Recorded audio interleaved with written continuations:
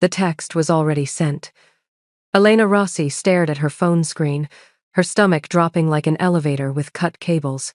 The little delivered notification mocked her from beneath the photo, a photo that was supposed to go to her best friend Maya for approval, not to whoever Mr. DeLuca was in her contacts. She zoomed in on the image with shaking fingers. There she was, in her black lace bralette and the confident smirk she'd practiced 12 times in the mirror. The lighting was perfect, the angle was flawless, and it was now in the hands of a complete stranger. "No, no, no, no," she whispered, her voice rising with each repetition. But let's rewind, because 20 minutes earlier, Elena Rossi had been having the worst week of her 26 years on this planet. It started when her ex-boyfriend Jake posted a photo on social media, him and his new girlfriend at some rooftop bar, looking annoyingly happy. The same girlfriend he'd sworn was just a coworker 3 months ago when Elena caught them having coffee together. Elena had been lying on her worn couch in her Brooklyn studio apartment, still in her waitress uniform from the cafe, eating ice cream straight from the container while her cat Milo judged her from the windowsill. "He moved on in like 5 seconds, she muttered to Milo, who yawned in response. Her best friend, Sophia, had texted, "Girl, post something hot. Show him what he's missing. You're a whole snack and he's out here eating garbage." Elena had laughed, but the idea stuck. Not to actually send it to Jake, she had some dignity left, but maybe just to prove to herself that she still had it. That breakup weight she'd been worried about? She'd actually lost 5 pounds from stress and forgetting to eat. Silver linings. So she'd changed into the black lace bralette she bought on sale and never wore, let her dark hair fall in waves over her shoulders, and angled her phone just right. The photo was tasteful, confident, a little dangerous. She looked like someone who definitely had her life together and wasn't eating cookie dough for dinner 3 nights a week. She typed a message to Maya. "Be honest. Too much? Or just enough to make me feel like I'm winning at life?" Except she didn't send it to Maya. Her phone had auto-corrected to M. DeLuca, a contact she didn't even remember adding. Probably from some work thing. Or maybe when she'd grabbed the wrong phone at the cafe last month during the lunch rush. The message delivered at 9:47 p.m. on a Friday night. Elena's first instinct was to unsend it, but her phone was 2 generations old and that feature didn't exist in her digital universe. Her second instinct was to throw her phone into the Hudson River and start a new life in Canada. Instead, she did what any panicking 26-year-old would do. She sent 7 follow-up messages in rapid succession. "Oh my God. Wrong person. I am so sorry. Please delete that. This is so embarrassing. I meant to send that to my friend. Please pretend you never saw that I'm begging you." Then she waited. 1 minute, 2 minutes, 5 minutes. Nothing. Maybe they were asleep. Maybe they'd already deleted it. Maybe they were a decent human being who understood accidents happen. Elena exhaled slowly, setting her phone face down on the coffee table. "It's fine," she told Milo, who had moved to the back of the couch and was aggressively grooming himself. "They probably don't even care. It's just a photo. People send way worse things by accident." Her phone buzzed. She grabbed it so fast she nearly dropped it. The response was short, just 3 words. "Interesting choice of lighting." Elena's blood turned to ice water. Across the city, in a sleek Manhattan penthouse, Matteo DeLuca set his phone down on the mahogany table and returned his attention to the 4 men sitting across from him. The meeting had been tense, a discussion about territory disputes, shipment routes, and the kind of business that never appeared on tax returns. These men represented interests from Boston, interests that had been pushing boundaries lately. When his phone had lit up with a notification, Matteo had planned to ignore it. But Vince, his right-hand man standing by the door, had caught his eye and given the slightest nod, the signal they used when something required immediate attention. Matteo had glanced at the screen. For the first time in 3 years, a genuine smile had threatened to break through his carefully maintained expression. The photo was unexpected. A beautiful woman, dark hair, confident eyes, in black lace that left just enough to the imagination. But it was the message that followed 7 panicked texts in a row that had truly captured his attention. The Boston crew had noticed his distraction. "Something amusing, DeLuca?" one of them asked, an edge in his voice. Matteo had locked his phone and slid it into his pocket, his face returning to its usual unreadable mask. "Just business. Nothing that concerns you." But now, with the meeting concluded and the men gone, Matteo pulled out his phone again. Vince approached, curiosity evident despite his professionally neutral expression. "Problem, boss?" "No," Matteo said slowly, studying the photo again. "The opposite, actually." He forwarded the image to Vince, just the photo, not the messages.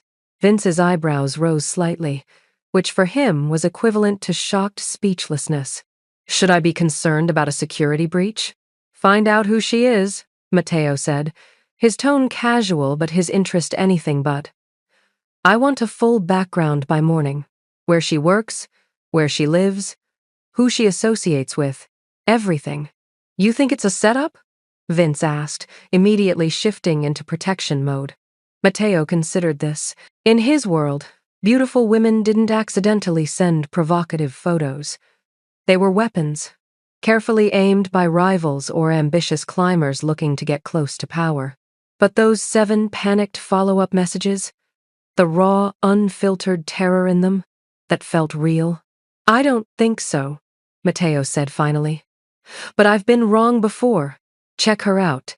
Vince nodded and left the room, already making calls. Matteo sat back in his leather chair, looking out at the glittering Manhattan skyline. He'd been in this business for 15 years, since he was 20 and his father handed him the family legacy along with all its blood and complications. In that time, he'd seen every play in the book: seduction attempts, blackmail, betrayal disguised as loyalty. He'd learned to trust no one fully and to keep his heart locked away somewhere even he couldn't always find it. But something about this woman's panicked apologies felt different, genuine, human in a way his world rarely was anymore. He typed his response carefully. "Interesting choice of lighting. Let her wonder. Let her worry. If this was a game, she'd make her next move. If it was truly an accident, well, accidents could be interesting too." His phone buzzed again almost immediately. "I'm really sorry, Mr. DeLuca. I don't even know how I got your number. Please just delete the photo. I promise this won't happen again. Mr. DeLuca."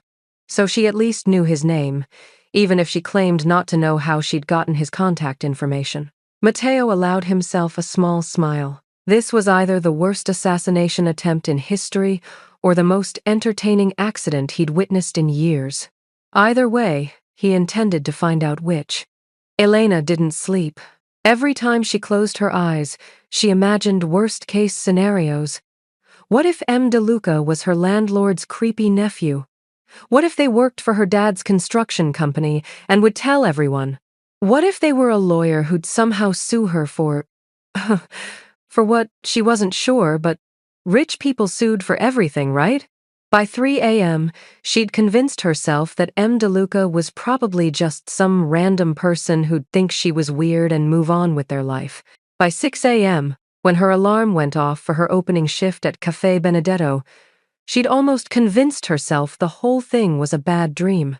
The cafe was a small Italian place in Brooklyn, family-owned for 3 generations, with the best espresso in the neighborhood and a loyal crowd of regulars.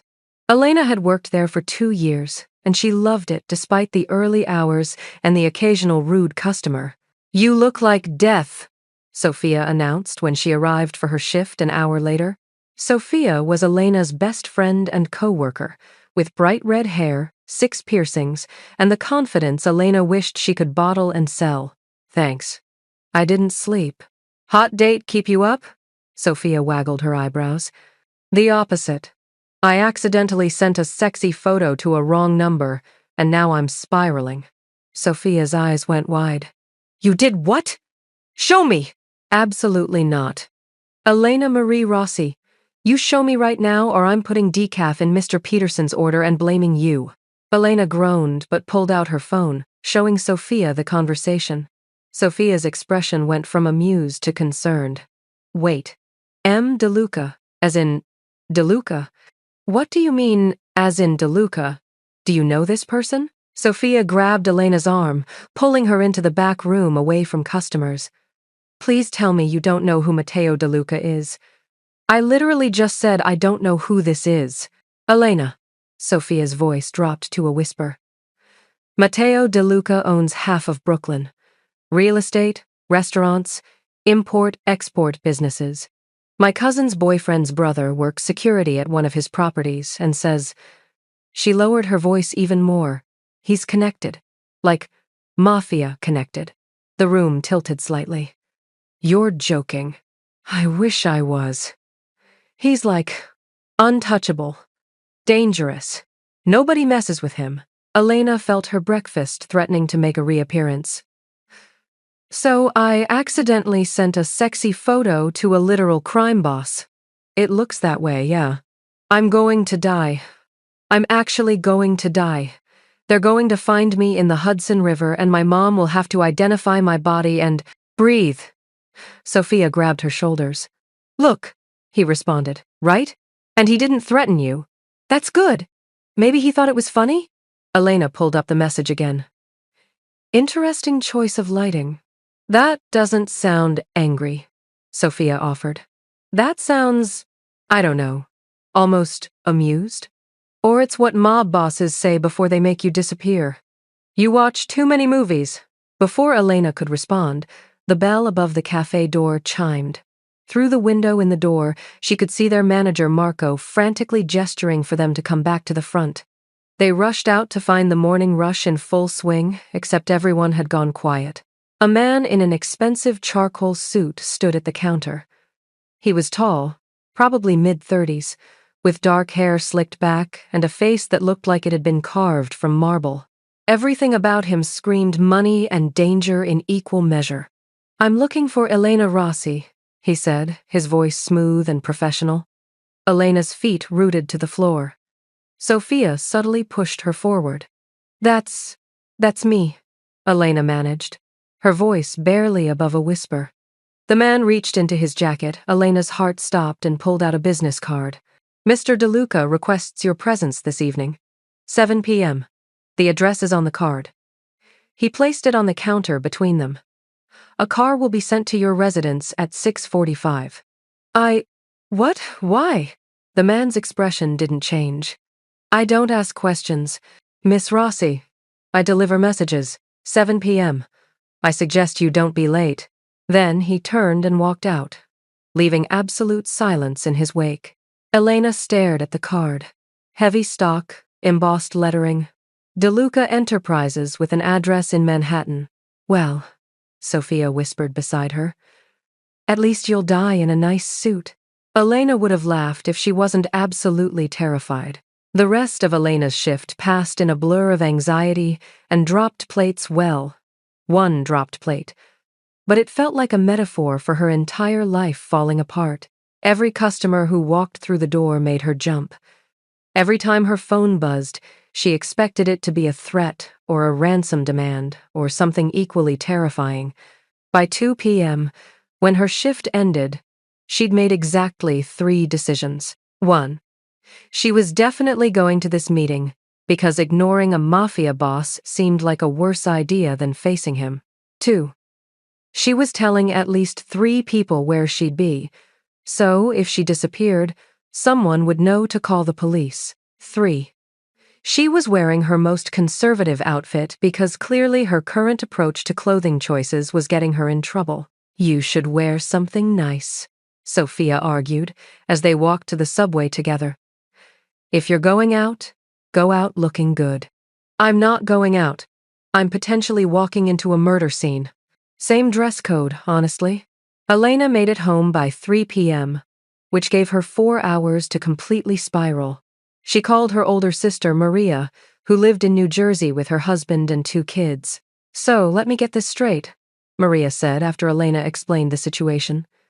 You accidentally sent a sexy photo to the mob, and now you're meeting him for what, exactly? I have no idea. Maybe to apologize in person before he kills me? Elena, I love you. But your life is literally a romantic comedy mixed with a crime thriller. This isn't funny. It's a little funny. Look, text me the address and check in every 30 minutes. And for the love of God, don't drink anything he gives you until you see him drink it first. At 6 p.m., Elena stood in front of her closet in her underwear, having tried on and rejected 8 different outfits. Too casual, too formal, too much like she was trying too hard. Not enough like she took this seriously. She finally settled on black pants, a cream silk blouse, and the blazer she'd bought for job interviews but never wore because it made her feel like she was playing dress-up in adult clothes. Her hair went up in a neat bun, minimal makeup, small earrings. She looked like someone who definitely hadn't sent a sexy photo by accident because she was clearly a responsible, put-together adult. The lie helped, even if she didn't believe it. At 6:43, her phone buzzed. Car is downstairs. V. Elena grabbed her purse, gave Milo one last pat, and headed down to the street. The car was exactly what she expected. A sleek black SUV with tinted windows that screamed, "Nothing illegal is happening here. Please don't look too closely." The driver opened the back door. He was the same man from the cafe, still in his suit, still expressionless. "Miss Rossi." "Hi. Are you V?" "Vince," he corrected, gesturing to the car. "Shall we?" Elena climbed in, her heart pounding so hard she was sure he could hear it. The interior was all black leather and tinted windows.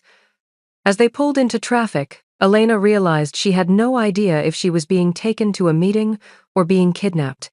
"So," she said, trying to keep her voice steady, "do you do this often? Pick up terrified women for your boss?"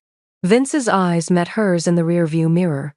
"First time for this particular scenario, actually." "That's not reassuring." "Wasn't meant to be reassuring, Miss Rossi. It was meant to be honest."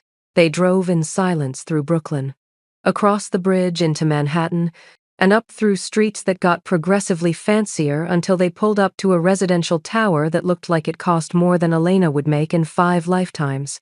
Vince opened her door. "Penthouse. He's expecting you." Elena stepped out onto the sidewalk, looking up at the building that seemed to stretch into the clouds. "Any advice?" she asked Vince, only half joking. He considered this. "Don't lie to him. He respects honesty. And if I'm honest and he doesn't like what I say, then it was nice knowing you, Miss Rossi." He was definitely joking. Probably.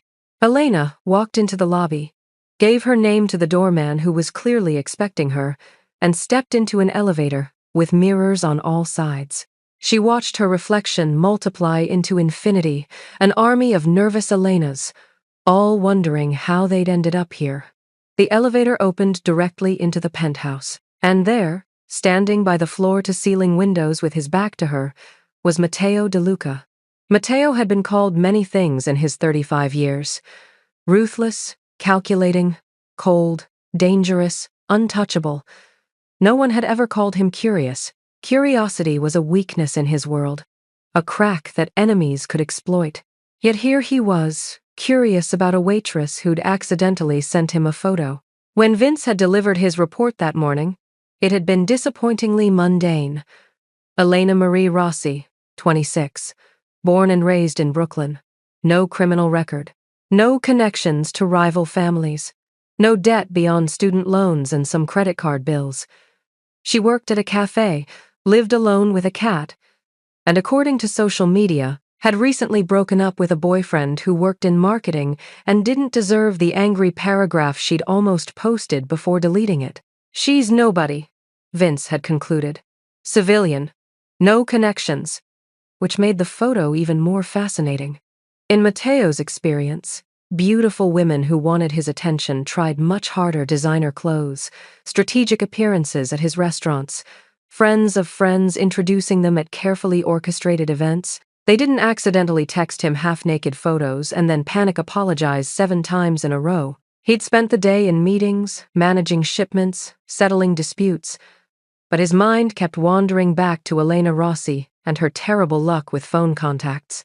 By 5 p.m., he'd made a decision that surprised even himself. He'd meet her.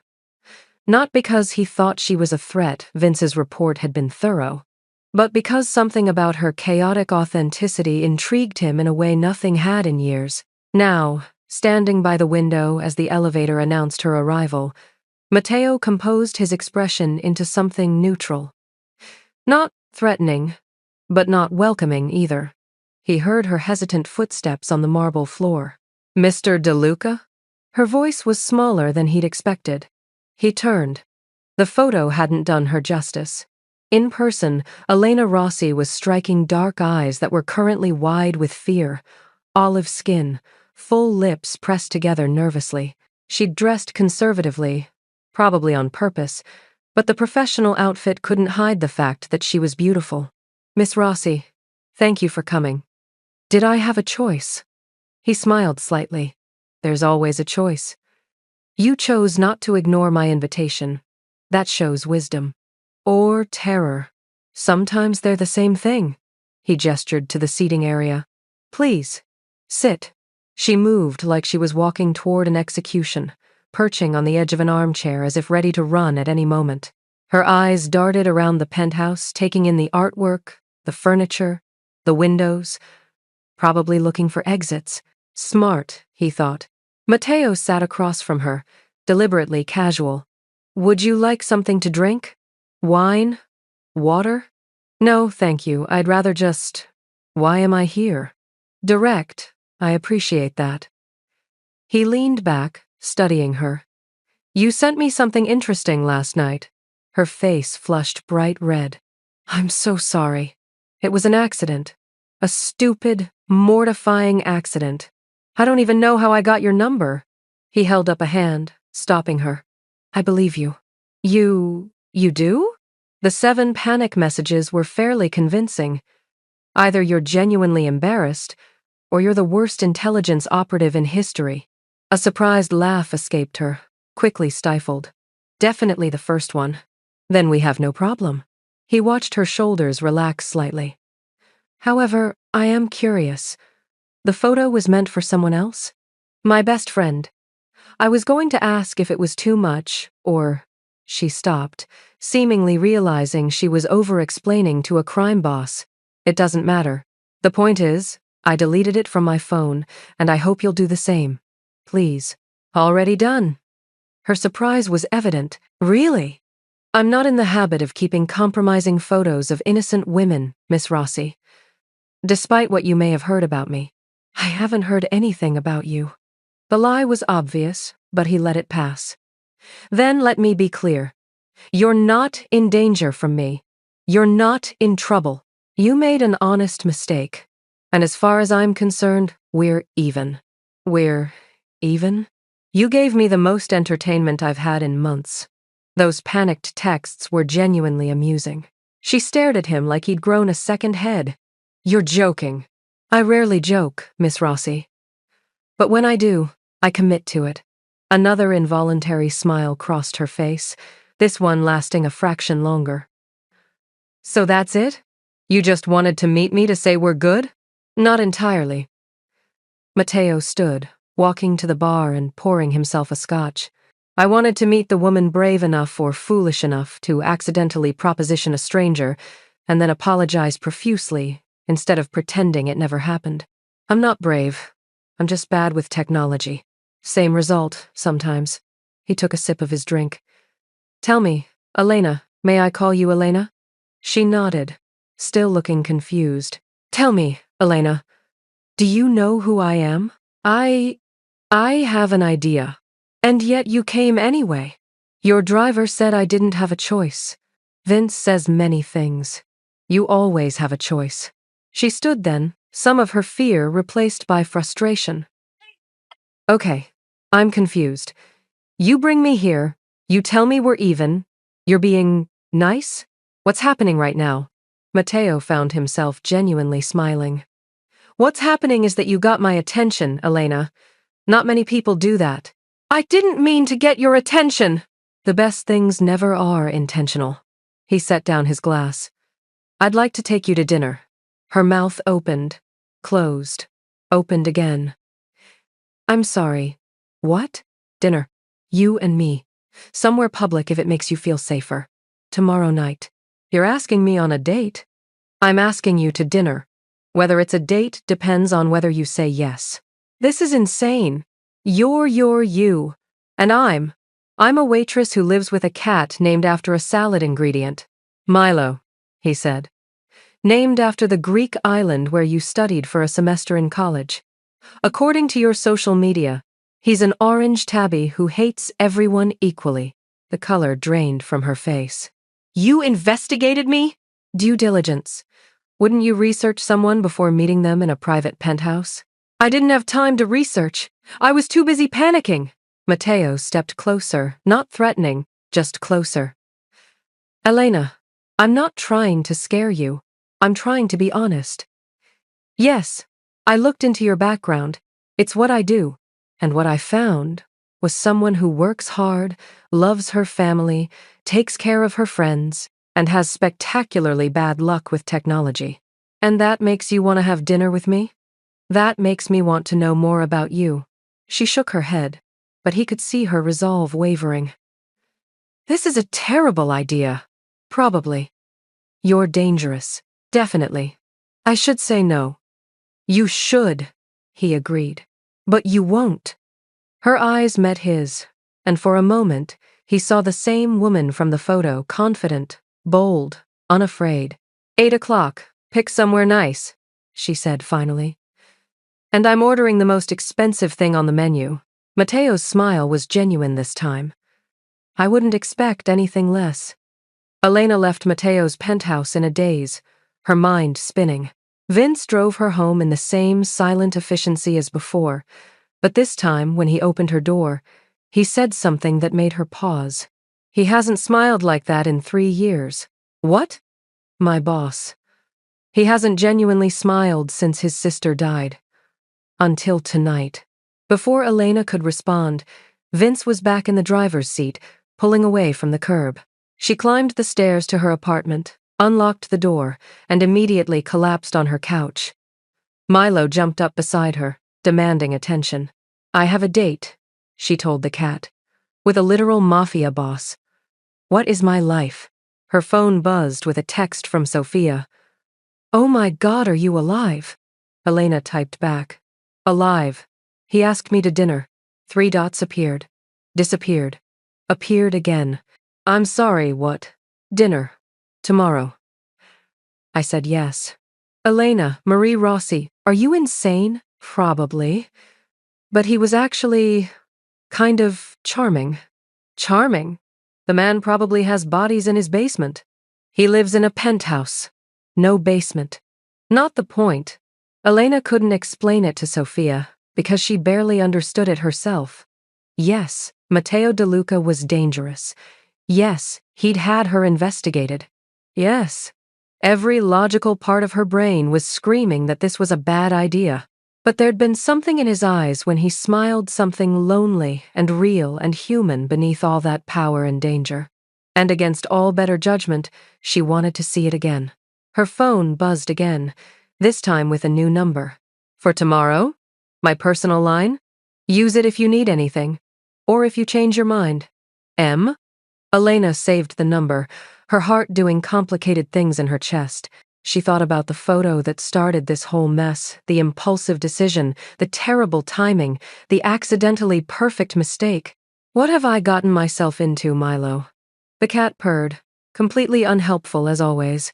Across the city, in his penthouse, Matteo De Luca poured himself another drink and stood by the window, looking out at the glittering chaos of New York. For the first time in 3 years since the night his younger sister was killed in crossfire meant for him, he felt something other than numbness and rage.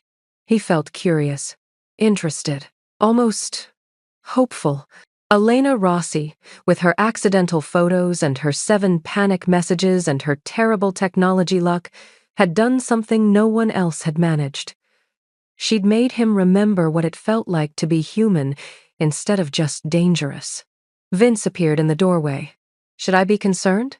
About what? About you getting attached to a civilian. That's complicated in our world. Everything's complicated in our world, Matteo said. At least this might be interesting. Vince was quiet for a moment. She's not like the others. I know. If your enemies find out, they won't. Mateo's voice hardened. Make sure of it. Already on it, boss. After Vince left, Mateo pulled up Elena's photo again, not the accidental one, but the one Vince had included in his report. A candid shot from her social media, laughing with friends at a restaurant, her face bright with joy. He hadn't lied when he said he'd deleted the other photo. But this one he kept, because something told him Elena Rossi was about to change everything. And for the first time in years, change didn't terrify him. It intrigued him. Elena spent the entire next day convinced she'd imagined the whole thing. Except she hadn't, because at precisely 11 a.m., a delivery arrived at the cafe. A box wrapped in matte black paper with a single white ribbon. Sophia practically materialized beside her. Open it. Open it now. Inside was a camera, a professional-grade Nikon that probably cost more than Elena's rent for 3 months.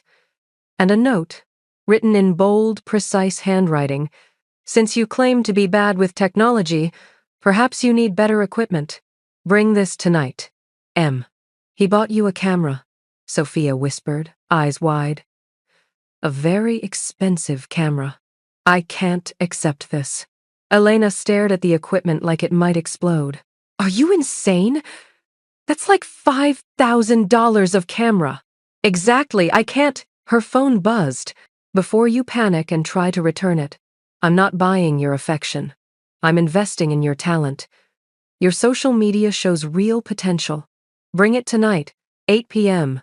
Address to follow. Elena typed back with shaking fingers. This is too much. His response was immediate. I've spent more on wine I didn't drink. It's a camera, not a marriage proposal. Relax. Despite everything, she laughed. The address came through an hour later, not a restaurant, but his penthouse again. When Elena arrived that evening, Vince was waiting in the lobby. But this time, his expression held something that might have been amusement. He's cooking, Vince said as they rode the elevator up. I'm sorry, what? He sent his private chef home. He's cooking dinner himself. Why would he do that? Vince's smile was subtle but genuine. You'd have to ask him. The elevator doors opened to the smell of garlic and herbs. Mateo stood in the open kitchen, sleeves rolled up, stirring something on the stove. He looked normal, domestic even. You came, he said, not looking up. You bought me a very expensive camera. I felt obligated. Good instincts. He glanced at her then, and something warm flickered in his expression. Did you bring it? She held up the camera bag. I still think this is insane. Most good things are. He gestured to the counter. Sit. Dinner's almost ready. And after, I have a proposition for you. Elena's stomach flipped. That sounds ominous. Only if you make it ominous. They ate first homemade pasta that was criminally good, paired with wine that probably cost more than her car. The conversation flowed easier than it should have. He asked about her photography, her family, her dreams.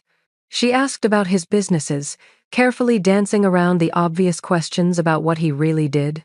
Finally, over espresso, he made his move. I want to hire you. Elena nearly choked on her coffee. Excuse me? As my personal photographer.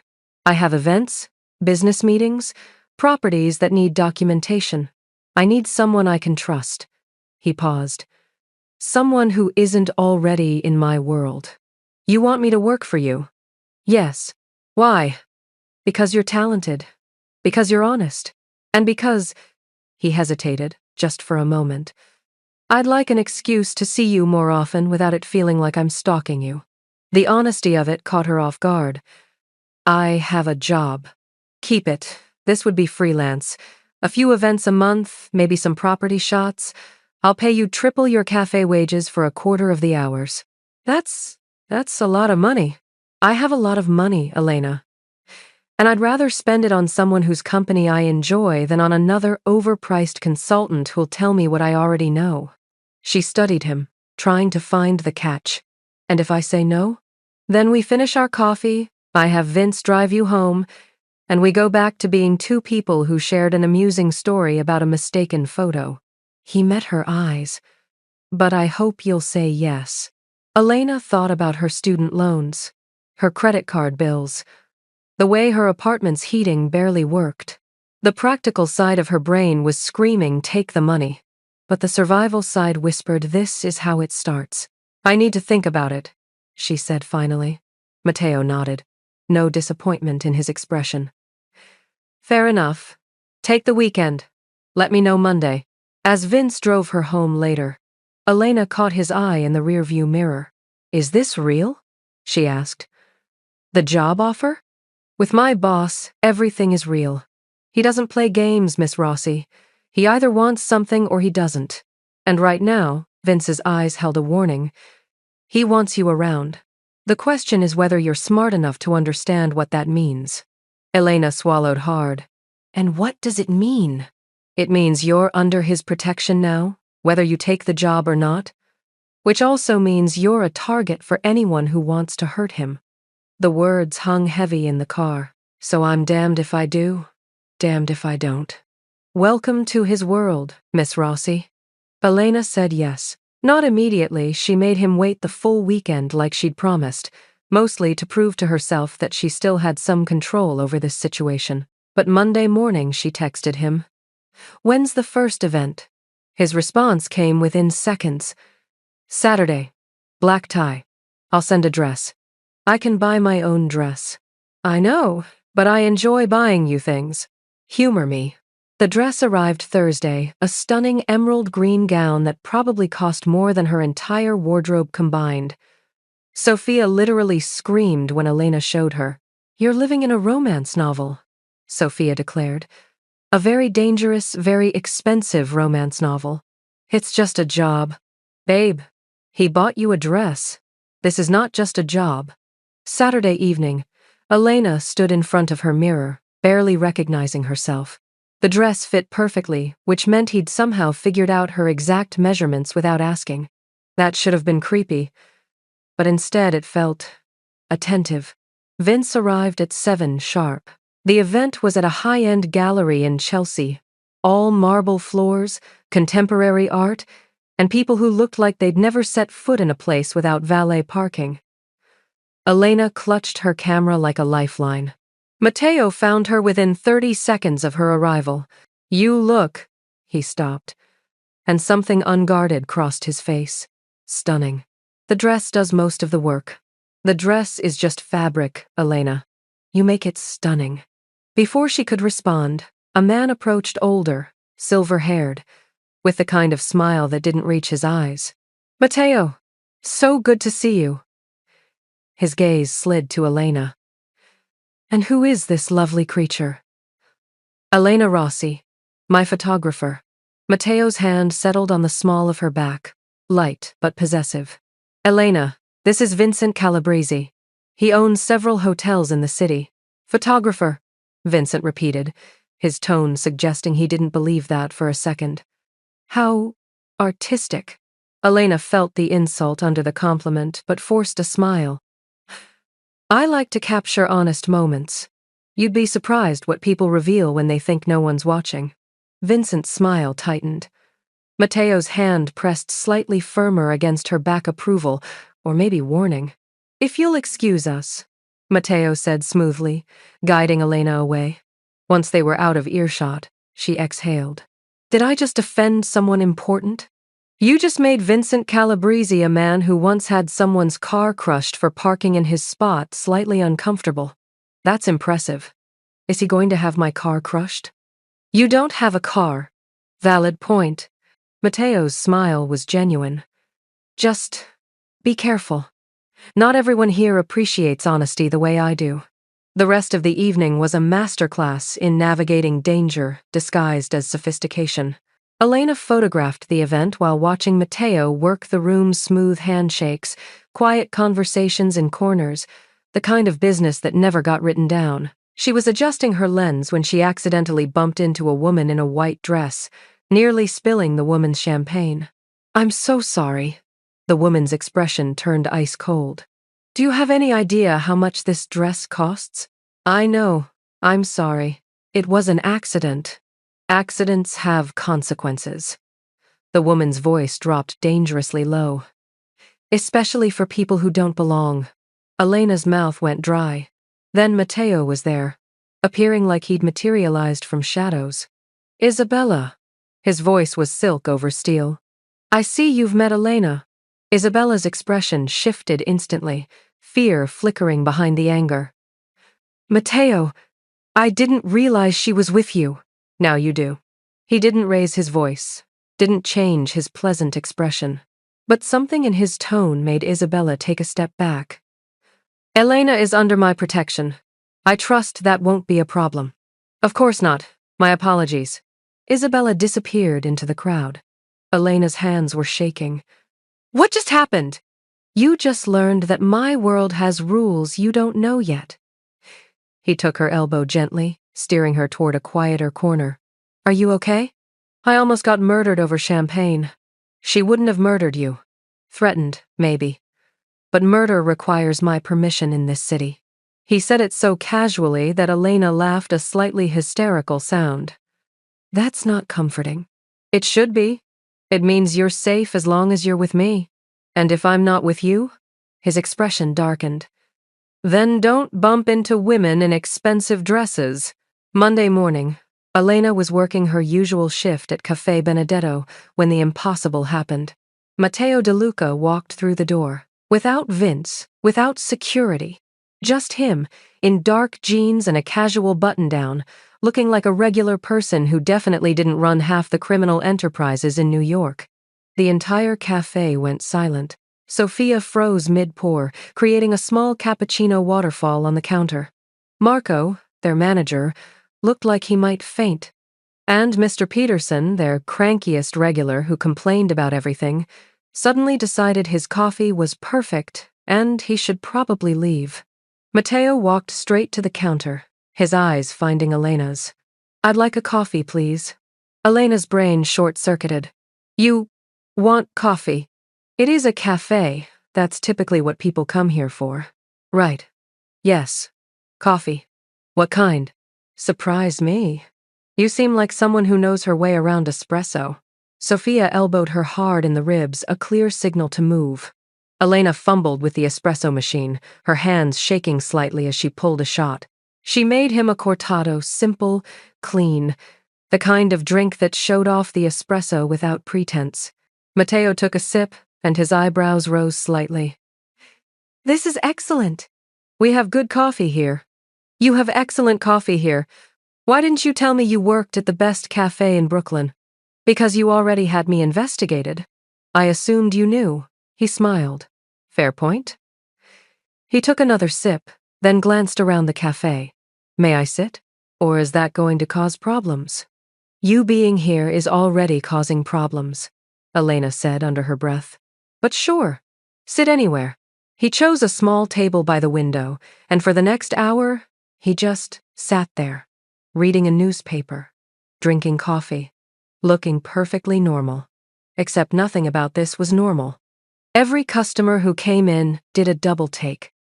Marco kept wiping down the same counter over and over, his eyes darting nervously toward Matteo. And Sophia kept texting Elena from 5 feet away. Why is he here? Is this romantic? I'm freaking out. Finally, during a lull, Elena walked over to his table. You're scaring my manager. I'm just having coffee. You don't just have coffee. People like you don't just show up at random cafes. People like me. He set down his newspaper. What kind of person am I, Elena? She lowered her voice. The kind who makes everyone nervous just by existing. Not you, though. I'm terrified of you. No, you're not. He leaned back, studying her. You're cautious. You're smart. But you're not terrified. If you were, you wouldn't have taken the job. You wouldn't have told Vincent Calabrese that you capture honest moments. And you certainly wouldn't be standing here telling me I'm scaring your manager. He had a point. Why are you really here? She asked. Because I wanted to see where you work. Because I wanted coffee. And because He paused, something genuine in his expression. Because I wanted to do something normal. Pretend for an hour that I'm just a guy who likes good espresso and interesting company. The honesty of it disarmed her completely. You're not just a guy, she said quietly. I know. But for 1 hour, I'd like to pretend. So Elena let him. She brought him a second coffee, then a third. She introduced him to Mrs. Chen, their regular who always ordered a latte with extra foam. She showed him the terrible painting on the back wall that the owner refused to take down. And for 1 hour, Matteo De Luca wasn't a mafia boss. He was just a man who laughed at bad art and left a $100 tip on a $15 coffee bill. 2 weeks later, Elena found herself in Matteo's home office at midnight, editing photos on her laptop while he worked through paperwork at his desk. This had become their routine. After events, she'd come back to edit while the images were fresh, and he'd work on whatever mysterious business kept him up at ungodly hours. They didn't always talk. Sometimes they just existed in comfortable silence, the kind that felt oddly intimate. Tonight, Elena was humming without realizing it some pop song that had been stuck in her head all day. She was slightly off-key, and she only noticed when Matteo's pen stopped moving. She looked up to find him watching her, an expression on his face she couldn't quite read. Sorry. Was I humming? Terribly, he said. But he was smiling. I'm a photographer, not a singer. Clearly. He set down his pen, leaning back in his chair. What song is that supposed to be? I don't actually know. It's been in my head for like 3 days and I can't remember the lyrics. So you're just humming random notes and hoping for the best. That's my entire approach to life. Honestly. Matteo laughed, not a polite chuckle, but a real, genuine laugh that transformed his entire face. The sound was so unexpected that Elena just stared. What? He asked, still smiling. You laughed. Like, actually laughed. I do that sometimes. Not like that, you don't. I've seen you smile at events. This was different. From the doorway, Vince's voice cut through. Boss, we have... He stopped, taking in the scene. His eyes widened almost imperceptibly. I'll come back. Vince? But Vince was already gone. Matteo shook his head. He's never going to let me hear the end of that. End of what? I'll tell you when you're older. Elena threw a pen at him. He caught it without looking, which was annoyingly impressive. How do you do that? She asked. Years of people throwing things at me. Literally or metaphorically? Both. She returned to her editing, but the moment stuck with her. The way he'd laughed, the way Vince had looked surprised, the way all of this was starting to feel less like a job and more like something she couldn't quite name. Elena? She looked up. Matteo was watching her again, but this time his expression was serious. You know this can't be just a job forever, right? Her heart stuttered. What do you mean? I mean, he stood, walking around the desk toward her. I mean that I hired you because I wanted you close. But I keep you close because I enjoy your company. And somewhere between the accidental photo and the terrible humming, that stopped being professional curiosity and became something else. Elena's mouth went dry. Matteo, you don't have to say anything. I'm not asking for anything. I just wanted you to know where I stand. And where do you stand? He stopped in front of her chair, close enough that she had to tilt her head back to meet his eyes. Dangerously close to breaking my own rules about getting attached to civilians. The word attached hung between them, heavy with implication. I should probably be smart and walk away, Elena whispered. You should. But I'm not going to. His smile was slow and devastating. I know. Okay, stop. Back up. He said what?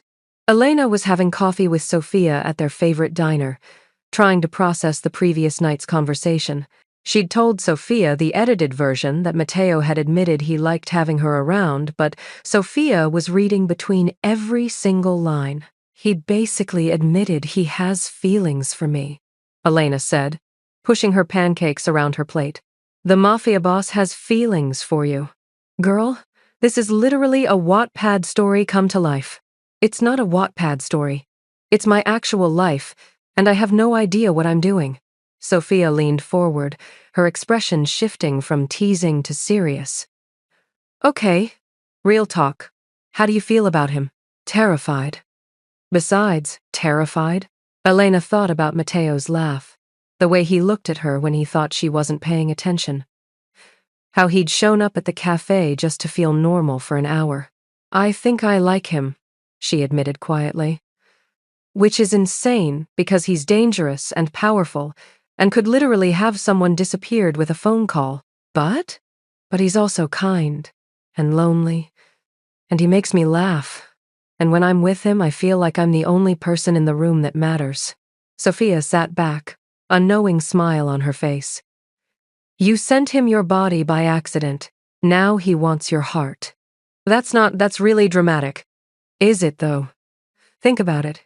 He could have any woman he wants. Probably has had dozens throw themselves at him. But you accidentally text him half naked, panic apologize 7 times, and somehow that's what gets his attention. You know why? Why? Because you're real. You didn't try to impress him. You didn't play games. You just were yourself. And that's what he fell for. Elena felt her chest tighten. I don't know if fell for is the right phrase. Fine. What would you call it? Interested? Curious? Babe, the man bought you a $5,000 camera, hired you so he'd have an excuse to see you, and showed up at your workplace just to feel normal around you. That's not curiosity. That's courtship. Courtship? Old school courtship. The kind where he's trying to show you he's serious without scaring you away. Elena dropped her head into her hands. What am I supposed to do with that? You decide if you're brave enough to fall for a man who lives in the shadows. Because that's what this is, Elena. He's giving you a choice. Walk away while you still can, or step into his world knowing it's dangerous. And if I choose wrong? Sophia reached across the table, squeezing her hand. Then at least you chose. That's more than most people ever get. The charity gala was held at a museum, all marble columns, champagne fountains, and people who measured their wealth in properties rather than paychecks. Elena had photographed dozens of Mateo's events by now, but this one felt different. The security was tighter. Vince's expression was harder, and Mateo himself seemed more on edge than usual. Stay close tonight, he'd told her in the car. And if anything feels wrong, find Vince immediately. You're scaring me. Good. Fear keeps you alert. Now, 2 hours into the event, Elena understood why. The guest list read like a who's who of New York's most powerful families, both legitimate and otherwise.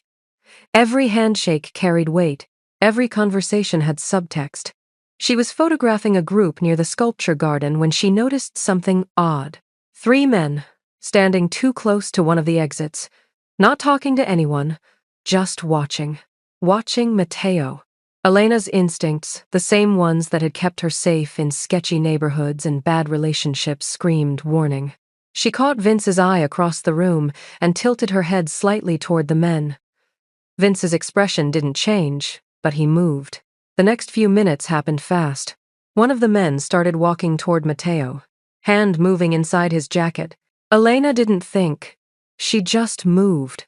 She stepped directly into the man's path, camera raised like she was taking a photo, and accidentally bumped into him hard enough to knock him off balance. "Oh my God, I'm so sorry!" she said loudly, drawing attention from everyone nearby. The man's hand came out of his jacket empty now, but she'd seen the handle of a gun. By then, Vince and 2 other security members had surrounded them. The man was escorted out for being intoxicated, along with his 2 friends. No scene, no drama. Just a quiet removal that most guests didn't even notice. But Mateo noticed. He found Elena in a quiet hallway 10 minutes later, his face unreadable. "That was incredibly stupid," he said, his voice tight. "You're welcome? You could have been hurt. So could you. There was a gun." "I know there was a gun, Elena. I saw it." His composure cracked, genuine fear breaking through. "You walked straight toward an armed man to protect me. Do you have any idea how reckless that was?" About as reckless as asking a civilian to photograph your events when you knew there'd be danger? They stared at each other, both breathing hard.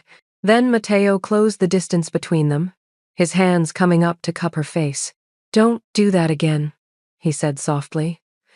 "Don't risk yourself for me. Then don't give me reasons to." They ended up back at his penthouse after the gala, neither quite ready to part ways after the adrenaline of the evening. Elena was reviewing the photos on her camera when Matteo poured them both drinks whiskey, this time, not wine. "Do you think he would have actually shot you?" she asked quietly. "Probably not there. Too many witnesses. But he would have tried something eventually. Who sent him? Does it matter?" "It matters if he's going to try again." Matteo sat beside her on the couch, closer than he usually allowed himself. "He won't try again. Vince is making sure of that as we speak." Elena decided not to ask what making sure meant. "You're shaking," Matteo observed.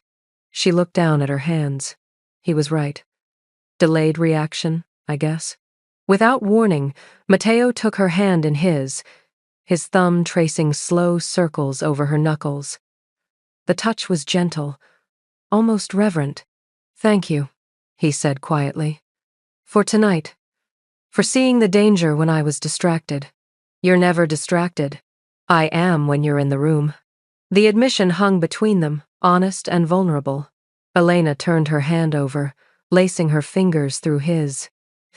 "This is a really bad idea, isn't it?" "Terrible idea. You're dangerous." "I am. Your life is dangerous." "It is. I could get hurt." "You could." His grip on her hand tightened. "But I would burn down half this city before I let that happen." The intensity in his voice made her shiver not from fear, but from something else entirely. "Matteo, tell me to let go," he said, his eyes searching hers. "Tell me you want to go home and forget this. Tell me I'm crazy for thinking someone like you could want someone like me. Tell me anything, and I'll listen." Instead, Elena leaned forward and kissed him. It was soft at first, tentative, a question rather than a statement.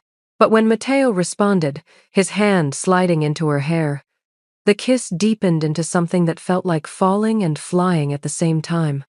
When they finally pulled apart, both breathless, Matteo rested his forehead against hers. "You have no idea how long I've wanted to do that," he whispered. "Since the photo? Since you walked into my penthouse looking terrified but refusing to let it show." Elena laughed softly. "I was definitely terrified." "I know. That's what made it brave." They stayed like that for a long moment, the city glittering through the windows behind them, two people from completely different worlds choosing each other despite every logical reason not to. "I'm not going to lie to you," Matteo said finally. "My world is dangerous. People who want to hurt me will try to use you. You'll have protection the best I can provide, but there are no guarantees." "I know. And you're still here. I'm still here." His smile was genuine and unguarded. "Then I'm the luckiest dangerous man alive." Elena kissed him again, softer this time, sealing whatever decision they'd both just made. Across the room, Vince appeared in the doorway, saw them, and quietly backed out again, a small smile on his usually stoic face. For better or worse, Elena Rossi had just stepped fully into Matteo De Luca's world, and neither of them was entirely sure if it was the beginning of something beautiful or something that would destroy them both. Maybe it would be both. The photo that was meant for her friend changed everything. Now Elena's caught between two worlds, and the man who could destroy her is the same one she's falling for. What happens when his enemies find out? Comment below if you think Elena made the right choice, and smash that subscribe. 3 weeks after their first kiss, Elena started noticing the car. A black sedan, different from Matteo's fleet, parked across from the cafe in the morning. The same car outside her apartment building at night. Once could be coincidence, twice was suspicious, 3 times was a pattern. She mentioned it to Vince when he picked her up for an event. "What kind of car?" "Black sedan. Maybe a Toyota?" "I'm not great with car models." Vince's jaw tightened. "License plate?" She rattled it off. She'd memorized it on day 2 of noticing the car. Stay in public places until I tell you otherwise, Vince said, his tone leaving no room for argument. And I'm assigning someone to you. Assigning someone? Like a bodyguard? Like someone who makes sure you stay alive. Within an hour, a woman appeared at the cafe. She was maybe 30, athletic build, with sharp eyes that tracked every customer who walked through the door. She ordered a coffee, sat in the corner, and proceeded to read a book like she had all day. Sophia leaned close to Elena during a lull. Is that woman with the espresso watching you? Yes. Why is there a woman watching you? Because someone else was watching me first. Sophia's eyes went wide. This is officially too much mafia for me to handle before noon. That evening, Matteo showed up at her apartment unannounced. Elena opened the door to find him flanked by two men she didn't recognize, his expression darker than she'd ever seen it. Pack a bag, he said without preamble. Hello to you too. Elena, I'm serious. Pack a bag. You're staying at my place until we figure out who's following you. I'm not leaving my apartment because of some car. It's not just a car. He stepped inside, closing the door behind him while his men stayed in the hallway. The sedan belongs to the Calabrese family. Vincent's nephew has been watching you for 2 weeks. The name clicked. Vincent Calabrese, the man from the gallery who'd looked at her like she was an insect. Why would he be watching me? Matteo's expression was grim. Because you matter to me. Which makes you leverage. The word hung in the air, cold and calculating. So this is what you meant, Elena said slowly. When you said people would try to use me to hurt you. Yes. And the solution is, what? I become a prisoner in your penthouse? The solution is you stay somewhere I can protect you while Vince handles the Calabrese problem. Handles, Elena repeated. What does that mean, exactly? It means you don't need to worry about the details. Matteo, please. The word was quiet, almost desperate. Please just pack a bag and trust me. I can't. He stopped, his composure cracking slightly. I can't lose you because I was careless. The raw honesty in his voice made her chest ache. 20 minutes later, Elena was in Matteo's SUV with a duffel bag, Milo in a carrier, and a growing sense that her life had just shifted into something she couldn't control. Living with Matteo was different than Elena had imagined, not the luxury part that she'd expected. The penthouse had a guest room that was bigger than her entire apartment, with a bed so comfortable she briefly considered never leaving it. No, the different part was how domestic it was. Matteo worked from home most days, his office door open so he could see when she moved through the apartment. They had breakfast together, usually just coffee and whatever pastries his assistant had delivered. He asked about her photography projects, she asked about his businesses, and he answered the parts that wouldn't incriminate her if questioned. It felt like playing house, except the house came with armed guards and bulletproof windows. 5 days in, Elena found Matteo on the balcony at 2 a.m., staring out at the city with a glass of whiskey. Can't sleep? She asked, wrapping her cardigan tighter against the cool air. Never could. Not since he stopped. Since your sister? He glanced at her, surprised. Vince told you? He mentioned it once.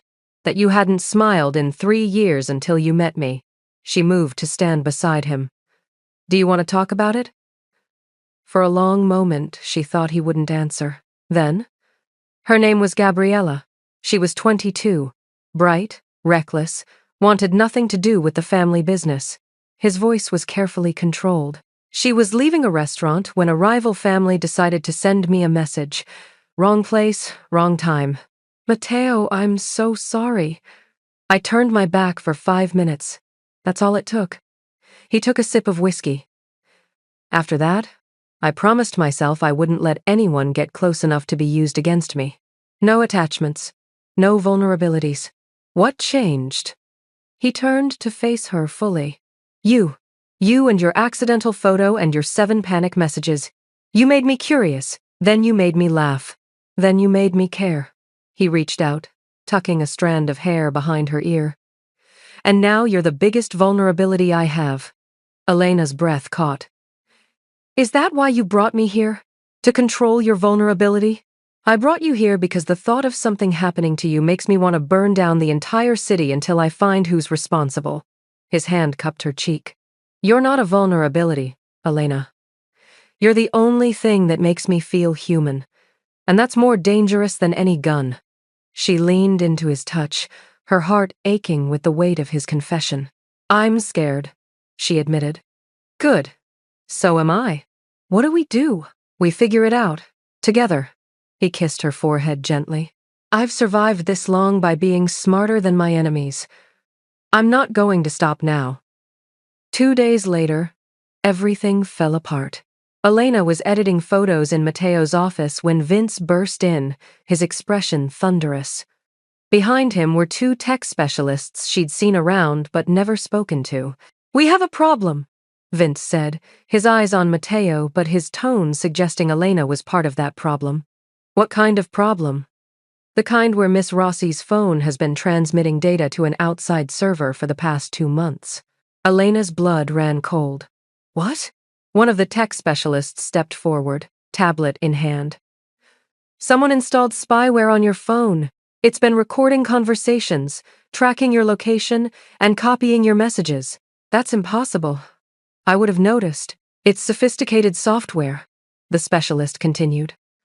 Looks like it was installed remotely through a corrupted link.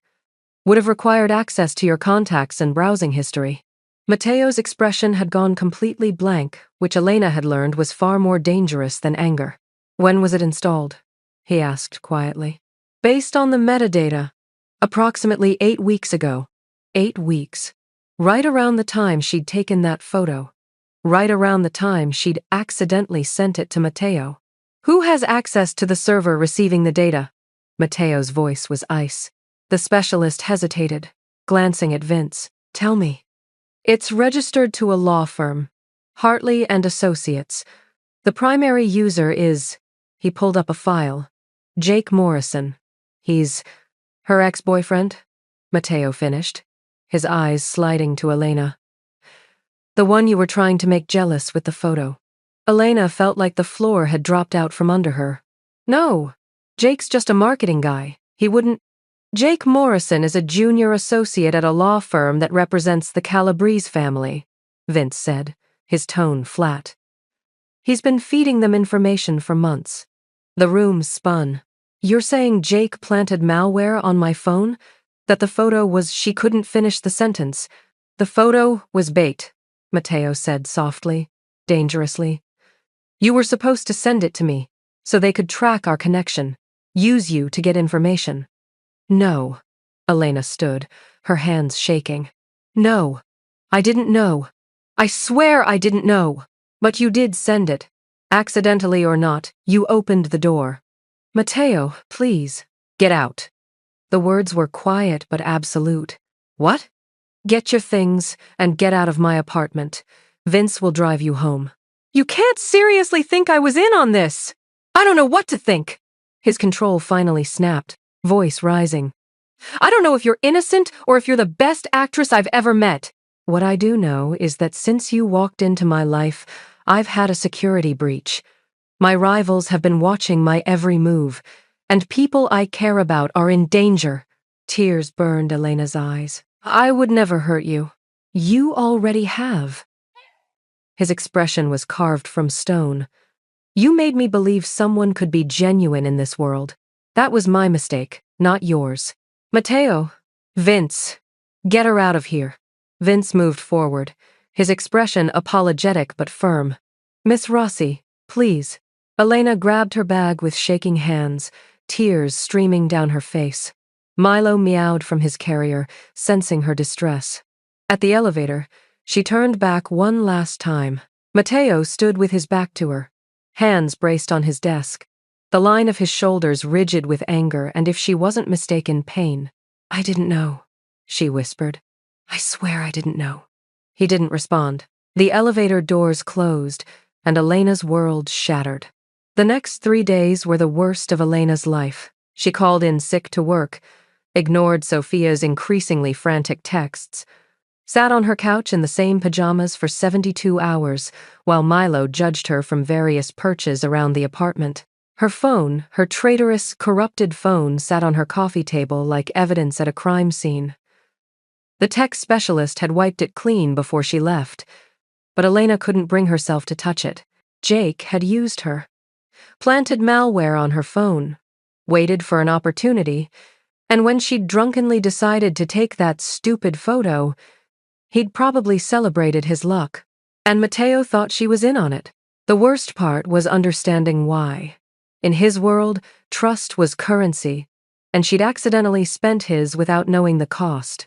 On day 4, Sophia physically broke into her apartment. "You look terrible," Sophia announced, setting down bags from the deli. "Thanks. That's helpful. When was the last time you showered?" "I don't know. What day is it?" "Thursday. Babe, you need to tell me what happened. You've been radio silent for days.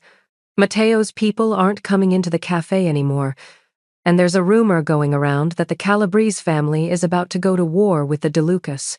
Elena's head snapped up. "What? You haven't seen the news?" Sophia pulled out her phone, showing Elena a headline. "Brooklyn real estate moguls in escalating feud." The article was carefully worded, nothing explicit, but the subtext was clear. The Calabrese and DeLuca families were heading toward open conflict. "This is because of me," Elena whispered. "What happened?" So Elena told her everything. The spyware, Jake's betrayal, Mateo's accusation, the way he'd looked at her like she was just another person trying to use him. Sophia listened, her expression growing darker with each detail. That absolute, she bit off the curse. Jake did this? Jake, the mediocre boyfriend who couldn't figure out how to load a dishwasher? Apparently, Jake is a lot more competent than either of us realized. And Mateo thinks you were part of it. Can you blame him? From his perspective, I'm either the world's unluckiest woman or a really good spy. Sophia was quiet for a moment. Then, "You need to fix this." "How?" "He won't talk to me. I tried calling, his number's blocked. I went to his building, security turned me away." "Then you go bigger. You find proof that you're innocent. You figure out exactly what Jake did and why, and you bring Mateo evidence he can't ignore." "Sophia, I'm not a detective." "No, but you're a photographer. You see things other people don't, and you're in love with him, which means you're not going to just give up because it's hard." Elena opened her mouth to deny the love part, but the words stuck in her throat. Because Sophia was right. Somewhere between the accidental photo and the midnight editing sessions, between the cafe visit and the first kiss, Elena had fallen completely, irrevocably in love with Mateo DeLuca, and she'd be damned if she let Jake Morrison destroy that. Elena's plan was simple. Confront Jake, record the conversation, and get him to admit what he'd done. It was not a good plan. Sophia had pointed out approximately 17 ways it could go wrong, but it was the only plan Elena had. She'd tracked Jake down to his usual bar, a pretentious place in Manhattan where lawyers went to feel important. She'd dressed carefully, worn a wire okay. It was just her phone set to record in her pocket, but still, and prepared a speech about closure. What she hadn't prepared for was the black van that pulled up beside her 3 blocks from the bar, or the men who grabbed her before she could scream, or the cloth pressed over her face that smelled chemical and wrong and made the world go fuzzy at the edges. Her last conscious thought was, Mateo was right. I should have stayed away. When Elena woke up, her head was pounding and her wrists were zip-tied to a metal chair. The room was dark, concrete walls, a single bulb hanging from the ceiling. Very generic kidnapping location, which would have been funny if she wasn't actively terrified. She's awake. A man stepped into the light. Older, well-dressed, with cold eyes that held no mercy. Vincent Calabrese. "Miss Rossi, so glad you could join us." Elena's mouth was dry, her voice hoarse. "If you're trying to scare me, it's working." "Good. Fear means you're smart." He pulled up a chair, sitting backward on it like they were having a casual conversation. "Do you know why you're here?" "Because I'm leverage against Mateo." Partially, but mostly because you're a problem. See, we installed that spyware expecting useful information business deals, shipment routes, financial records. Instead, all we got was you and DeLuca having dinner, you and DeLuca kissing, you and DeLuca playing house like a couple of teenagers. Sorry to disappoint. His hand cracked across her face before she saw it coming. Pain exploded through her cheek. You're a complication, Vincent continued calmly. You've made Matteo DeLuca the most ruthless man in New York, soft, distracted. He broke protocol to keep you safe. That's information we can use. Elena tasted blood. He doesn't want me anymore. He kicked me out 3 days ago. We'll see. I've already sent him photos of you here. If he doesn't respond, then you're useless to us. And this gets much less pleasant. If he does respond, Vincent smiled, then we have our leverage. He stood, walking toward the door. Wait, what happens if he doesn't come? Vincent paused. Then you become a message. The world needs to remember what happens to people who get close to Matteo DeLuca. The door slammed shut, leaving Elena alone in the dark with her fear and the faint hope that maybe, just maybe, Matteo still cared enough to come. Matteo DeLuca had been called a lot of things in his life, but emotional had never been one of them. Until he opened the message with photos of Elena, bound to a chair, blood on her face, terror in her eyes. The phone in his hand cracked under the pressure of his grip. Boss, Vince started. Find her. Matteo's voice was deadly calm. Find her now, or I burn every Calabrese property to the ground, starting with Vincent's house while his family is inside. We're tracking the photo metadata. Give us 20 minutes. You have 10. What followed was the most concentrated display of violence Brooklyn had seen in a decade. Matteo didn't wait for strategy, didn't wait for backup. The moment Vince had a location, an abandoned warehouse in Red Hook, Matteo was moving. He brought 20 men. He didn't need them, but he wanted witnesses. The warehouse guards went down fast, shots fired with precision, no hesitation. Matteo walked through the building like death itself, his expression carved from ice and fury. When he found Vincent Calabrese in the back office, surrounded by his own guards, the older man actually smiled. Matteo, I knew you'd come. All that talk about staying cold, and here you are, running to save your... Matteo shot him in the knee. Vincent screamed, collapsing. Where is she? You're making a mistake. The second shot took Vincent's other knee. I'll ask one more time. Where is Elena? Basement, Vincent gasped. East side. But DeLuca, you need to understand. I understand perfectly. You took something that belongs to me. Matteo left Vincent bleeding on the floor and headed for the basement, Vince and his team clearing the way. The door was locked. Matteo shot out the lock and kicked it open. Elena was there, still tied to the chair, her eyes wide with shock. Matteo, he was across the room in 3 strides, dropping to his knees in front of her, his hands shaking as he cut through the zip ties. Are you hurt? What did they do to you? I'm okay. Her voice broke. I didn't think you'd come. Matteo cupped her face gently, his thumbs brushing away tears. Of course I came. Elena, He stopped, something raw and honest breaking through his usual control. You didn't send me a photo by mistake. You sent me a warning. What? The moment you entered my life, everything changed. That photo wasn't an accident, it was fate telling me to pay attention, to notice you before it was too late. His voice dropped to a whisper. I'm sorry I didn't trust you. I'm sorry I let fear make me cruel. But I swear to you, I will never make that mistake again. Elena let out a sob, pressing her forehead to his. I didn't know about the spyware. I swear I didn't know. I know, Dolcezza. Vince confirmed it. Jake Morrison is already being dealt with. Dealt with? You don't want to know the details. Probably true? Matteo pulled her to her feet, wrapping his jacket around her shoulders. Can you walk? I think so. He kept one arm around her waist as they moved through the warehouse, past the bodies of Vincent's guards, past Vincent himself, who was being loaded into an ambulance under heavy police presence. Outside, the night air was cold and sharp, police sirens wailing in the distance. Elena looked up at Matteo, this man who'd just torn through an army to save her, and saw not a monster but someone who'd chosen her over everything else. "What happens now?" she asked. "Now?" Matteo's smile was soft, genuine. "Now I take you home. And I spend the rest of my life making sure nothing like this ever happens again." "Your home or my home?" "Our home," he corrected. "If you'll have me."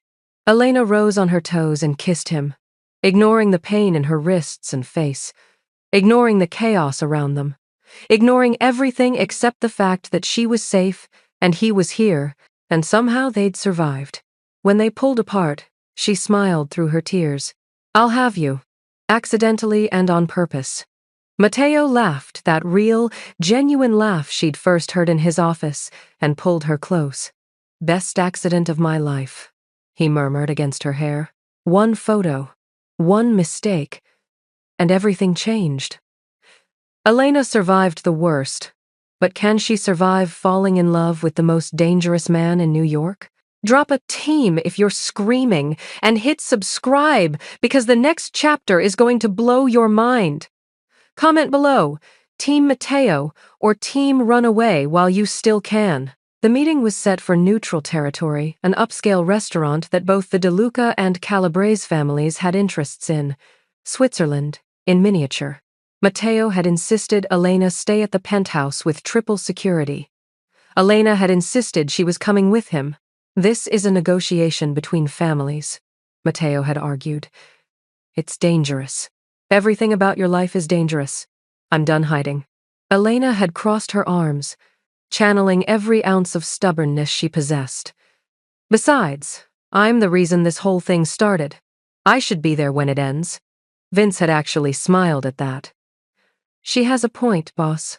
Now Elena sat beside Matteo in a private dining room, facing what remained of the Calabrese leadership.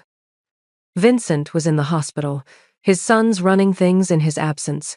Marco Calabrese, the eldest, had his father's cold eyes but seemed marginally more reasonable.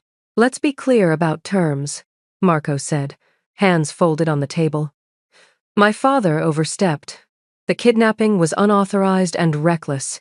For that, you have my apology." "Your apology means nothing," Matteo replied, his voice dangerously calm. "Your father took something that belongs to me. He hurt her. No apology fixes that. Then what do you want? Blood? Because we can go to war, De Luca, but that's expensive for everyone." Matteo leaned back, his expression unreadable. "I want Vincent out, retired, gone from New York. I want written assurance that Elena Rossi is untouchable. Her family, her friends, anyone she's ever spoken to gets the same protection I have." "That's a substantial ask. It's not a negotiation. Those are my terms." Marco's jaw tightened. "And if we refuse?" Elena surprised herself by speaking up. "Then you'll spend the rest of your lives looking over your shoulder. Because Matteo is scary when he's angry. But I promise you," she met Marco's eyes directly, "he's absolutely terrifying when he's protective." The room went silent. Then Marco actually laughed. "I see why he likes you." He turned back to Matteo. "Your terms are acceptable. Vincent retires to Florida. Miss Rossi gets full family protection. And we forget this entire mess happened. One more thing," Matteo added. "Jake Morrison, the lawyer. What about him? He works for you. He installed spyware on Elena's phone without her knowledge. That stops today, or I'll handle it myself." Marco nodded slowly. "Morrison's already been dealt with. Fired, disbarred, and strongly encouraged to leave the state. He won't be a problem." "Good." They shook hands, a formal gesture that meant everything in their world. The war was over before it really began. As they left the restaurant, Elena exhaled slowly. "Did that actually work?" You were magnificent, Matteo said, his hand finding hers. Telling Marco I'm terrifying when I'm protective. Where did that come from? It's true. I watched you shoot a man in both knees for me. That's pretty terrifying. And yet you're still here. And yet I'm still here, she agreed. Except the deal wasn't as clean as they'd hoped. They were 2 blocks from the restaurant when the first shot shattered the SUV's rear window. Get down! Vince screamed from the driver's seat, swerving hard. Matteo threw himself over Elena, shielding her body with his own, as bullets punched through the reinforced glass. The SUV swerved again, tires squealing. It's Marco's younger brother, Vince shouted. Antonio, he's not honoring the deal. More gunfire.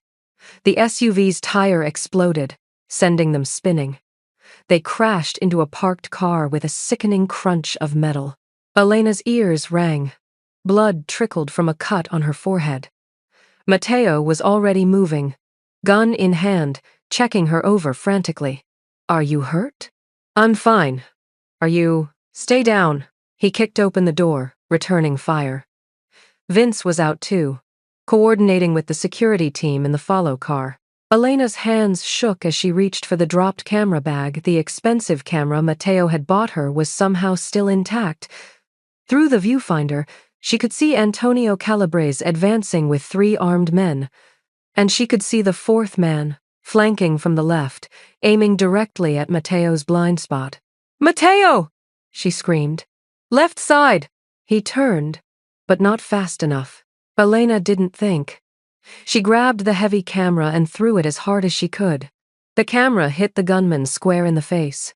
He stumbled, shot going wild. Matteo took him down with 2 shots. The remaining attackers scattered when police sirens wailed in the distance. Antonio disappeared into an alley, but Vince was already on his phone, coordinating pursuit. Matteo turned to Elena, his eyes wide with something between shock and admiration. Did you just throw a $5,000 camera at an armed man? You bought me that camera. I figured you could buy another one. He laughed, actually laughed, and pulled her into his arms despite the chaos, despite the blood, despite the approaching sirens. You saved my life. We're even now. Not even close, Dolcezza. Not even close. 3 hours later, after police statements and Vince's extensive cleanup, Elena and Matteo finally made it back to the penthouse. They were both exhausted, covered in cuts and bruises, running on pure adrenaline. Matteo's security team had swept the entire building. Milo was fed and content. The world outside was handled. Inside, they were just 2 people trying to process what they'd survived. I'm making food, Matteo announced, heading for the kitchen. You're making food? After we were literally shot at. Especially after we were shot at. I need normalcy. He pulled out a pot, some pasta. Ingredients Elena couldn't identify. Besides, I promised you I'd cook again. Elena hopped up on the counter, watching him move through the kitchen with surprising competence until he wasn't. Is the water supposed to boil over like that? No. No, it's not. Matteo grabbed the pot, cursed in Italian, and somehow managed to spill half the pasta water on the stove. Need help? I've got this under control. You're literally on fire right now. He looked down. The dish towel had caught flame. That's fine. Totally intentional. Elena grabbed the fire extinguisher, spraying the small fire while trying not to laugh. You run a criminal empire but can't make pasta? I have people for pasta. Apparently not tonight. By the time they actually sat down to eat, the pasta was simultaneously burnt and undercooked, the sauce was more salt than anything else, and they were both laughing so hard they could barely breathe. This is terrible, Elena managed between giggles. It's not terrible. It's rustic. It's a crime against Italian food. I've committed worse crimes. That set them off again.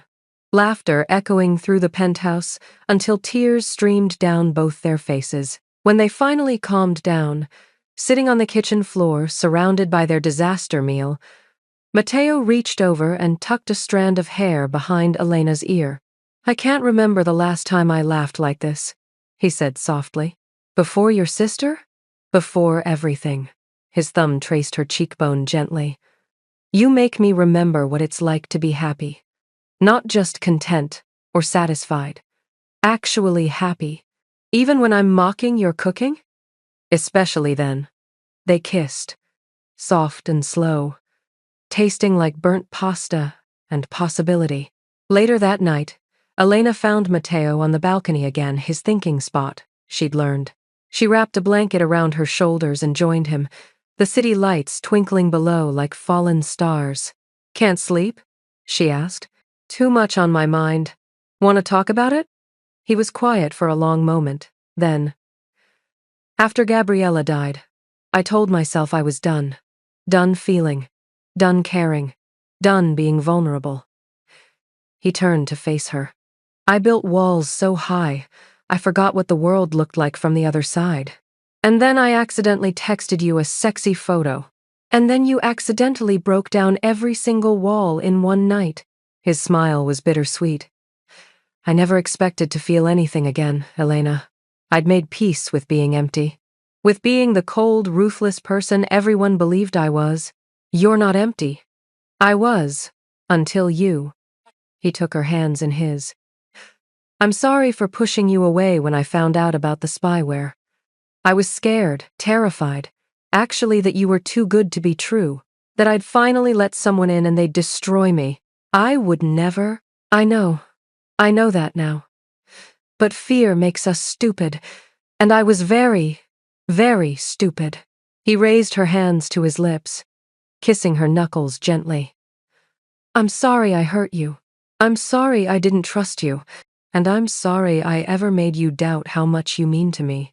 Tears pricked Elena's eyes. You came for me. When I was taken, you came for me. That's all I needed to know. I would burn down the entire world to keep you safe. Let's maybe aim for less arson and more burnt pasta? He laughed, pulling her close. Deal. The next morning, Matteo made coffee while Elena fed Milo. It was domestic and sweet, and everything she'd never expected from falling for a Mafia boss. But then he set down his mug, his expression turning serious. Elena, we need to talk. Her stomach dropped. Those words never meant anything good. Okay. Last night, you almost died. Again. Because of me. Because of my world. He ran a hand through his hair, and I realized that no matter how much security I provide, no matter how many deals I make, as long as you're with me, you'll be in danger. Matteo, let me finish. He moved closer, taking her hands. I can't live in a world where you're not in it, but I also can't live with myself if something happens to you because of me. So I'm giving you a choice, a real choice, with no pressure. What kind of choice? Freedom or my world? You can walk away. I'll make sure you're protected, financially supported, safe. You can go back to your life, your cafe, your dreams. No strings attached. Or, his voice softened, you can stay. Stay in my world, with all its danger and chaos. But if you stay, it has to be because you want to, not because you feel obligated. Elena studied his face, seeing the fear beneath the careful control. He was terrified she'd leave. Can I ask you something first?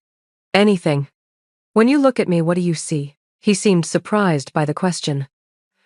I see someone brave enough to throw a camera at a gunman. Someone who makes me laugh at burnt pasta. Someone who looked at the monster everyone fears and decided to stay anyway. That's who I am, Matteo. I'm not some fragile thing that needs to be protected from the world. I'm the woman who chose you, knowing exactly who and what you are, and I'm choosing you again right now. She squeezed his hands. But I have conditions. Relief flooded his expression. Name them. 1. I keep my job at the cafe. I like my life, my friends, my normalcy. Your world doesn't get to swallow all of that. Done. 2. You don't make decisions about my safety without consulting me. I'm not a child or a possession. I'm your partner, which means equal say. Agreed. 3. No more burnt pasta. We're hiring a cook. He actually laughed at that. I think I can manage that. And 4, she stepped closer, her voice dropping. You have to promise me something. What? Promise me that no matter how dangerous things get, no matter how scared you are, you won't push me away again. Because I can handle your enemies, Matteo. What I can't handle is you shutting me out. His arms came around her, holding her like she was precious and breakable and strong all at once. I promise, he whispered against her hair. Never again. Then I'm staying. In your world, on my terms. With burnt pasta and danger and you. Best decision you'll ever make. Second best, she corrected. The first was accidentally sending you that photo. The photography studio was small but perfect exposed brick walls, floor-to-ceiling windows letting in natural light, and enough space for both portrait sessions and her growing collection of urban photography. The sign above the door read Rossi Photography, and Elena still got a thrill every time she saw it. Sophia helped her set up for the grand opening, arranging flowers and making sure the champagne was properly chilled. I still can't believe you actually did it, Sophia said, adjusting a frame on the wall. Your own studio. Living the dream. Silent investor helped, Elena admitted, significantly. By silent investor, you mean your terrifying Mafia boyfriend. Fiancé, Elena corrected, holding up her left hand where a simple but stunning diamond caught the light. As of 3 weeks ago, Sophia screamed. You're engaged and you're just telling me now? I wanted to tell you in person. And with the studio opening, everything's been crazy. Show me the ring. Show me right now. Elena laughed, extending her hand. The engagement had been perfectly Matteo, no grand gesture. Just the two of them in the penthouse kitchen, where they'd given up on cooking and ordered takeout. Him getting down on one knee and saying, I want to accidentally be with you for the rest of my life. She'd said yes before he'd even finished the question. The studio's opening was a success. Friends, family, former cafe customers, and a few of Matteo's business associates who were surprisingly supportive. Her sister Maria cried happy tears. Her parents were there, proud and slightly confused about how their daughter had ended up dating, now engaged, to one of New York's most powerful men. Matteo stayed in the background mostly, letting Elena have her moment, but she caught him watching her throughout the day, a soft smile on his face that few people ever got to see. Late in the evening, after most guests had left, Elena found him studying a photograph on her desk framed, slightly faded, the only photo in the entire studio that wasn't her professional work. It was the photo, the accidental one, the one that had started everything. You kept it, Matteo said, surprise in his voice.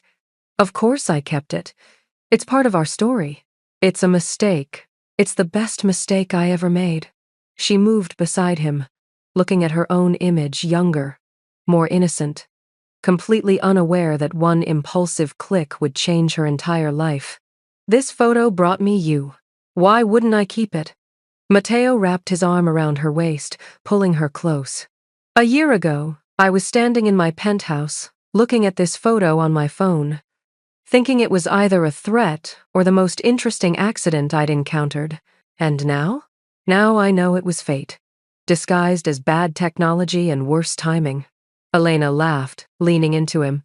So what happens next in our story? Next, we get married. You continue building your empire. I continue running mine. And we figure out how to make a life together that's equal parts chaos and happiness. Sounds perfect. It will be. Accidentally and on purpose. They stood there, surrounded by Elena's photography images of Brooklyn streets, candid portraits, the world as she saw it through her lens, and on her desk, that one special photo, a reminder that sometimes the best things in life come from the most unexpected moments. A wrong number, a panicked apology, and two people who found each other in the most accidentally perfect way possible. From the doorway, Vince appeared, ever the professional. Boss, car's ready when you are. Thank you, Vince. As Elena locked up her studio, She paused to look back one more time. Her name on the door, her work on the walls, her future spread out before her like a photograph waiting to be taken. And beside her, the man who'd started as a mistake and become her everything. Ready? Matteo asked, offering his hand. Elena took it, lacing their fingers together. Ready. They walked out into the New York night, her hand in his. Their story far from over, their future written in accidentally perfect moments. Because sometimes, the best love stories start with a message sent to the wrong person. And sometimes, the wrong person turns out to be exactly right. From accidental text to forever. Elena and Matteo's story proves that sometimes the biggest mistakes lead to the greatest love. Did this ending make you see our why?